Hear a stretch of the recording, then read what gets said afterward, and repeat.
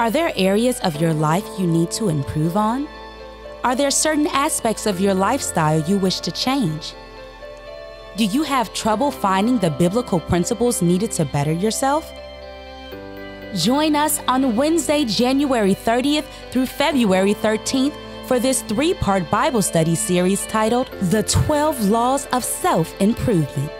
In this series, Bishop Walker will explore 12 key components of improving yourself while incorporating biblical principles to your lifestyle. Hey, I'm so excited about this series that the Lord has given me to share with you, the 12 Laws of Self-Improvement. Now, everybody wants to improve on life, want to get to the next level, want to make certain that you tighten up in areas. You do not want to miss this, because the Lord specifically shared with me some strategies and principles that I believe will help you be a better you. So you don't want to miss it. It's going to be one of the most powerful Bible studies ever.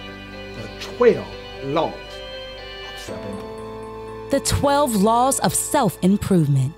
Live life to its fullest potential.